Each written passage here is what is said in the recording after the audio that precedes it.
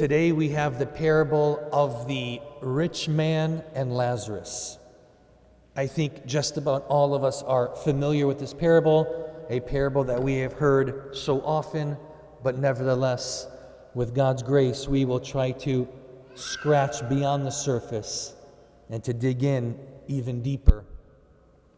In this parable, we're introduced to a rich man, and we're told that this rich man is dressed in purple and fine clothing and living in luxury every day. And so from there, we're told that at his gate, there's a beggar by the name of Lazarus. And now Lazarus is described. Lazarus, we're told, was covered with sores and longing to eat from the crumbs that fell from the rich man's table. And even the dogs would come up and lick his sores. So we see two opposite realities. But the Lord here is not criticizing the rich man. He's not wrong for the way that he's living, the way that he's dressing. He wasn't condemned by God. He's not called a cheater of the poor. He's not even called the glutton.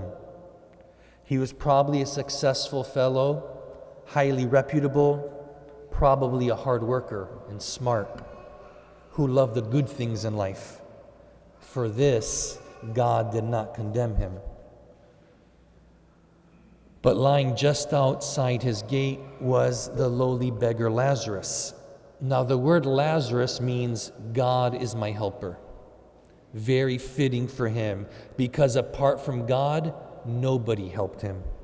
He was hungry, he was sick, his body filled with awful sores.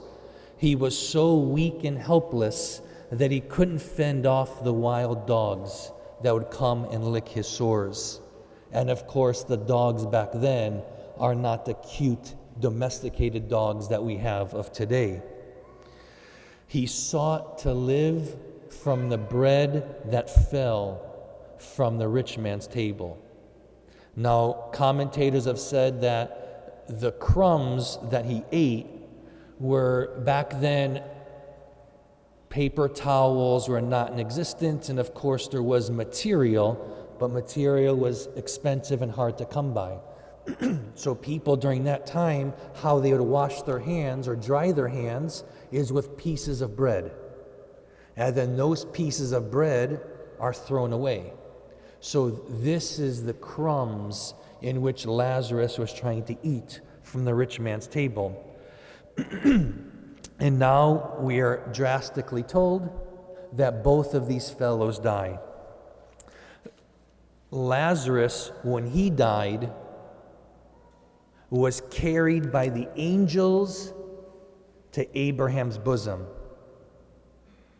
That's a nice way to go. Carried by angels to Father Abraham's embrace. The description of now the rich man dying, one sentence. The rich man also died and was buried. And now in Hades, the rich man looks up and sees Abraham with Lazarus in his bosom. And the rich man says, Father Abraham, send Lazarus down to dip his finger in water so I may get a drop to put on my tongue, because I'm burning here in the fire. So both of them wake up to a completely different reality. And so we see that Father Abraham is now the one who symbolizes eternal paradise, someone in whose bosom we want to be. And it's important to note that both of them are not sleeping. They are very aware. The rich man knows his condition. He recognizes Father Abraham. He recognizes Lazarus. It's still Lazarus. He knows him. And so this is the reality for us as well, beyond death, in the next life.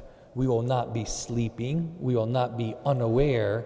We will truly be alive and conscious and experiencing much more beyond this reality. So why? Why is the rich man in Hades? And what did Lazarus do to be in the bosom of Abraham?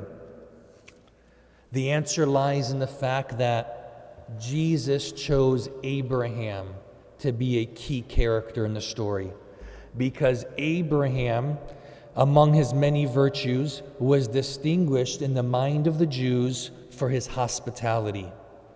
It's written in the book of Genesis, he would continually be outside of his house, and whenever he would see visitors, he'd invite them in so they could come and eat.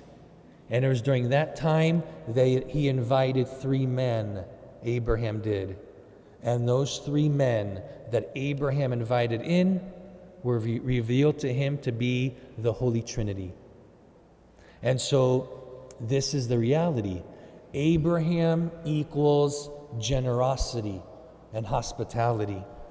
And St. John Chrysostom writes, "The rich man sees Lazarus not with any other righteous man, but in Abraham's bosom. For Abraham was full of love. But the rich man in this parable is convicted of cruelty. Abraham, sitting before his door, followed after those that passed by and brought them into his house. But this rich man turned away even the one who lived at his gate every single day." The rich man of this parable is not in torment because he's rich. He's in torment because he's self-centered. Lazarus was right there at his gate every single day, but the rich man never realized it, never noticed him, because he was too concerned with himself. He spent his entire life refusing to fathom that this man might need my help. The rich man is the antithesis of Abraham, because Abraham too was wealthy, but was not self-centered, always looking to share and to care. What we can learn from this pericope is that what distinguished the rich man and Lazarus was not status or possessions, but their particular response to their situations. Lazarus embraced his condition. He didn't blaspheme God. He didn't complain and say it's your fault or her fault and his fault. He endured to the end in the hope that one day he'd be comforted. The rich man, on the other hand, not only did not embrace his God-given role as a steward and a benefactor, but he refused to even acknowledge the possibility. Again, according to St. John Chrysostom, the rich man's soul was dead before his body even died, simply because he did not do the works of the soul. All that warmth which issues from the love of our neighbor had fled, and he was more dead than his body. So as far as this parable is concerned, we dare not place ourselves as Lazarus. You and I, my beloved, are the rich man. But you can say, come on, Father, I'm not rich. Let's take a look. Studies show that half of the world's population, over 3 billion human beings on earth today, live on less than $2.50. Half of the planet lives on less than $2.50 a day. So by those standards, you and I are truly rich. But I want to go now, because it is significant that we are talking about giving and sharing of our wealth. But it's more than that, because you and I are not only rich with money, we are rich with other things. And this is what I want to highlight and close at this moment. We are rich in love. We are to be rich in understanding and in patience. We are rich in sympathy and in compassion. We are to be rich in forgiveness. All around us, There are people at our doorsteps that are starving, not only for food, they're starving for love. They're starving for forgiveness. They're starving for you not to judge them. They're starving for you to accept them. Billy Graham, in his weekly newspaper column in North Carolina, he would do a Q&A. He would just write answers to questions that are submitted to him. And one was very beautiful and fitting. One person wrote and said, "My dad is dying and he wants to see me one more time, but he abandoned me when I was a kid. Why should I go and see him now?" And Dr. Graham said, "What your father did was very hurtful, and I can understand why you wouldn't want to go, but put yourself in his shoes. If you messed up your relationship with your family, wouldn't you pray for one more chance to make things right before you died? Wouldn't you want one last opportunity to say, 'I'm sorry'? Wouldn't you want one last chance to be a blessing?" And Billy Graham continued, "This isn't just about your dad's need for forgiveness.